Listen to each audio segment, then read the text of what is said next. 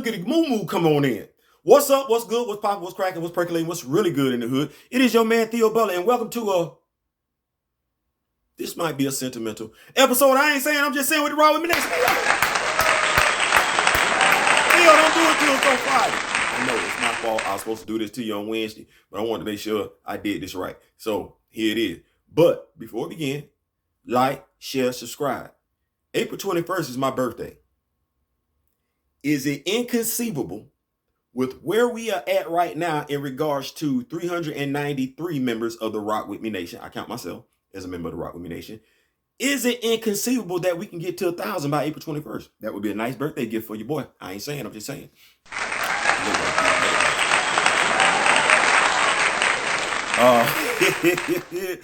But love, honor, respect. It's right there in the title. Chadwick Boseman, T'Challa. Love, honor, respect. These are the words that we find ourselves using more and more often in regards to the fictional character and the real life actor.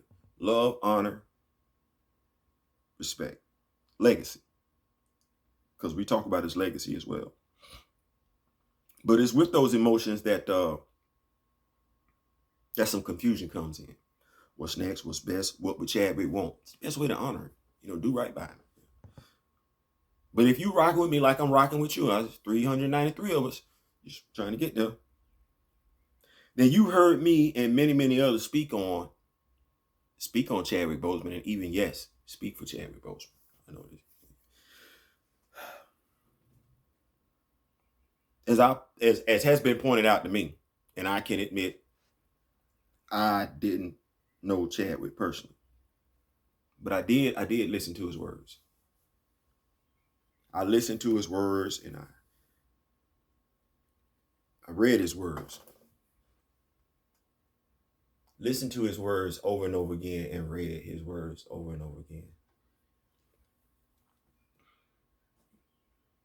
And as we go on this journey towards getting Chadwick properly honored and getting T'Challa recast, I found myself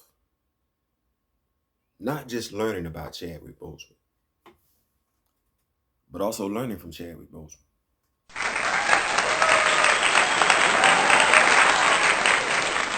Let's take a look at these words, love, honor, and respect. What those words truly, truly mean. And then, as opposed to me saying something, you're going to hear my voice. Won't be my words, though.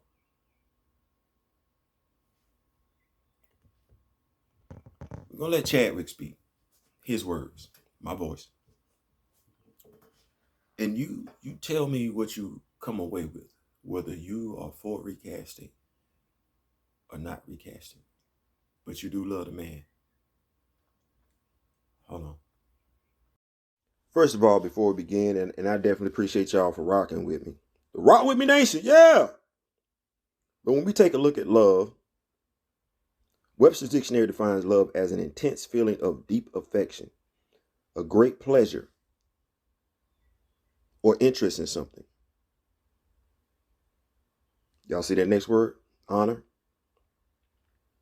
It defines honor as holding high respect, great esteem, adherence to what is right, or a conventional standard of conduct, to regard with respect, to fulfill an obligation or keep an agreement.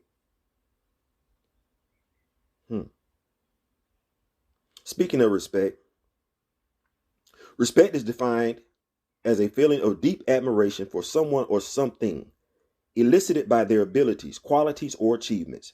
Due regard for the feelings, wishes, rights, or traditions of others. To admire someone or something deeply as a result of their abilities, qualities, or achievements. I can see how we get that way with Chad. I can.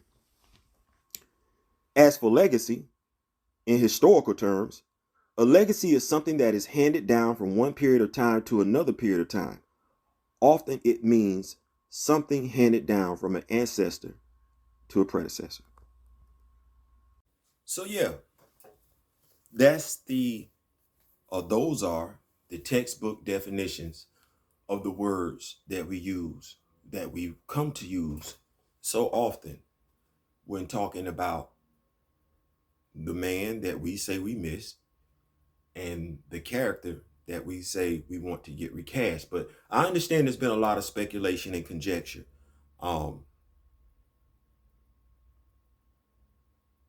We didn't hear his last words in regards to recasting T'Challa. We know Derek was by his bedside. We do. And I just want to take this time to say that if you've never been by a loved one's bedside when they passed away, you really do a disservice to Derek Bozeman by being so quick to say he don't know what Chadwick would have wanted.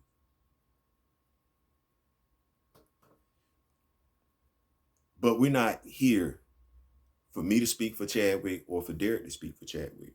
So excuse me, because I'm going to do my best. Let me clear my throat. And I'm going to try my best to do right by reading you the quotes of Chadwick Boseman. Not going to put a spin on it. You can take from it what you will. But I believe the man's quotes say significantly who he is, who he was in this life, who we wanted him to see him as in this life, and who he is right now in his current life. Hold on. To be young, gifted, and black. We all know what it's like to be told that there is not a place for you to be featured. Yet you are young, gifted, and black. We know what it's like to be told there's not a screen for you to be featured on or a stage for you to be featured on. We know what it's like to be the tail and not the head. We know what it's like to be beneath and not above. That is what we went to work with every day because we knew that we had something special that we wanted to give the world. That we could be full human beings in the roles that we were playing. That we could create a world that exemplified a world that we wanted to see. As an African American actor, a lot of our stories haven't been told. There's a plethora of stories in our culture that haven't been told because Hollywood didn't believe they were viable. It would be cool to see slices of history that you haven't seen with African figures, like Africans in Europe, the Moors in Spain, or if you go to Portugal, they have statues of black people all over the place. So not only have we been here, but we've directly affected everything that you think is European.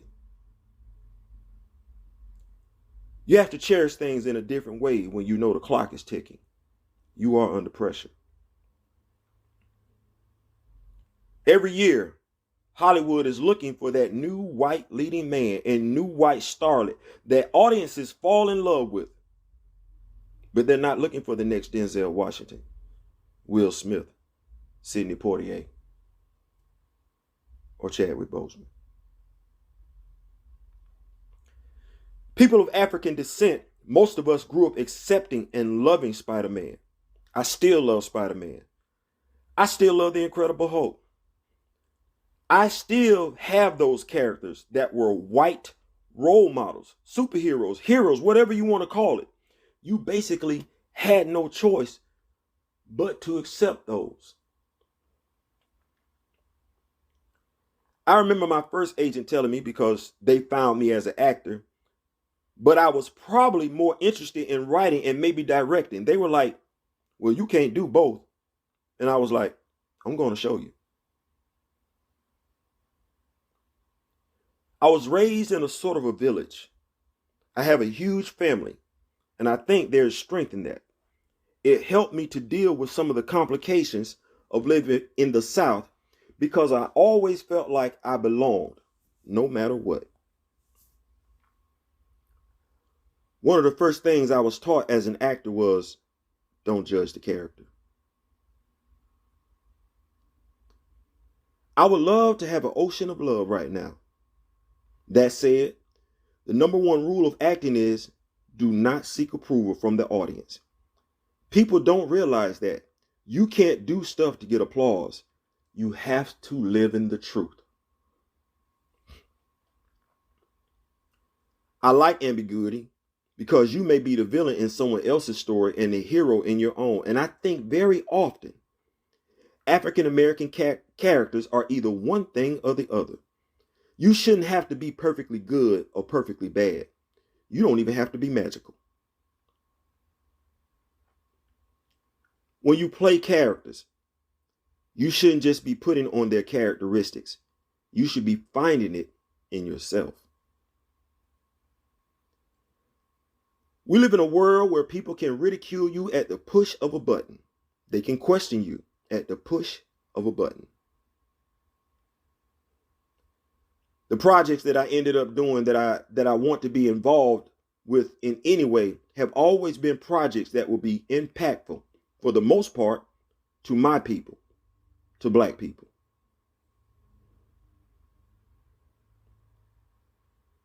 I want them to see the role and not me. This last quote comes from Derek Bozeman. It was his honor. It was the honor of his career to bring King T'Challa to life in Black Panther.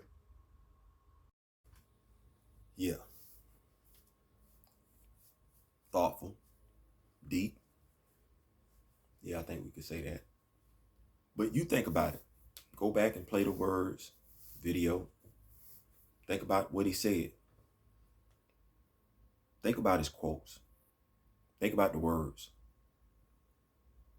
But it wasn't just about the quotes when it came to Chadwick.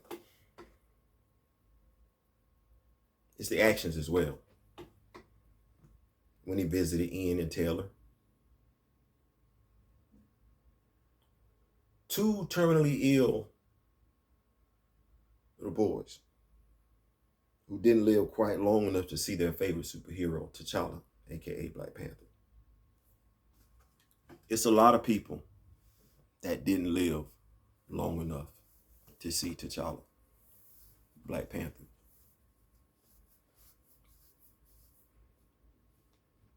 It's a lot of people that weren't as fortunate as Grand Madam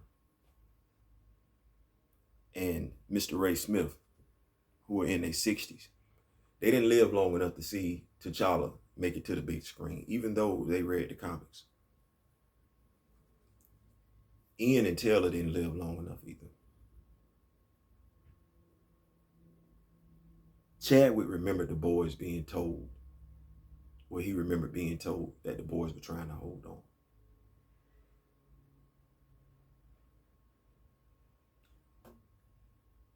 Like many of us who hurt when Chadwick passed, Chadwick was hurt when he found out about Ian and Taylor.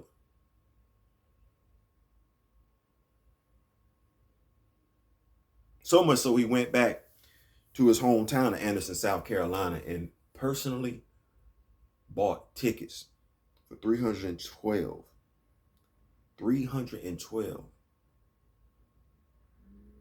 underprivileged children.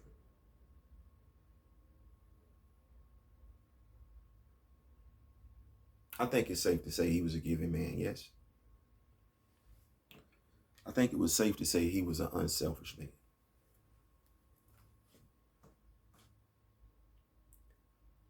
There are quotes out there you can read from Derek and Kevin, where, especially from Kevin, who realized he was going to have to share his brother with the world.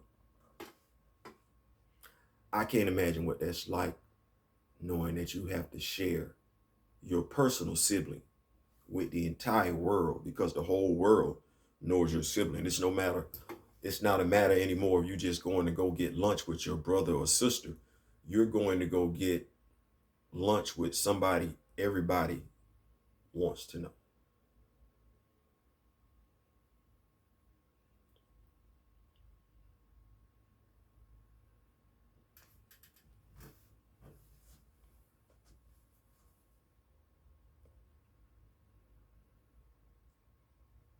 It'd be nice if we could have heard his words in regard to what he would have wanted with the role in regards to T'Challa to take place.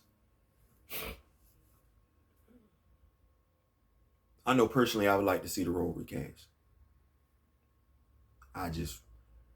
Personally speaking, because I recognize the significance that T'Challa and all of Wakanda mean to Black people. The whole story, not part of the story, not half the story, but the whole story.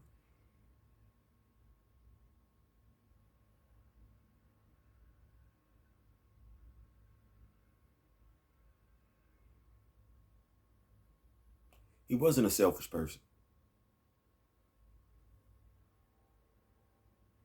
He really was a giving person. Think about that.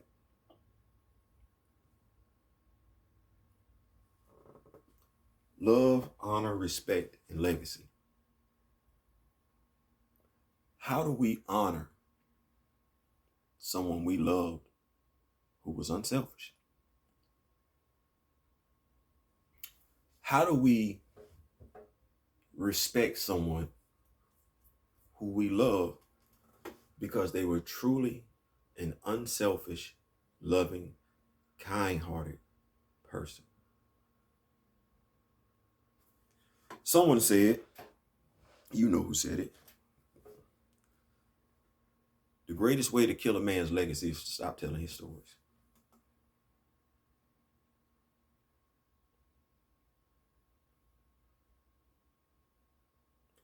I'm not going to stop telling T'Challa stories. And the more I learn about Chadwick Boseman, I'm not going to stop telling Chadwick Boseman stories either.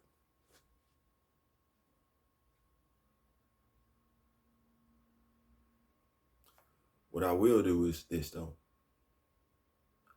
I will say the Marvel Cinematic Universe. I need a statue. Chadwick Boseman. I need a boulevard named after Chadwick Boseman. I need a wing at Disney Studios named after Chadwick Boseman. I need the next helicarrier that shows up in the MCU to be named after Chadwick Boseman. Because he was unselfish. And if his family was willing to share him with the world, and that's his blood, and as a movie company, you should be willing to do the same. Shouldn't come to a petition. Shouldn't come to a meeting. Because all of y'all were so quick to tell me I didn't know him. None of us did. But you did. You say you loved him. You say you respected him. You say you honored him. Then continue his legacy the right way. I ain't saying, I'm just saying. Peace.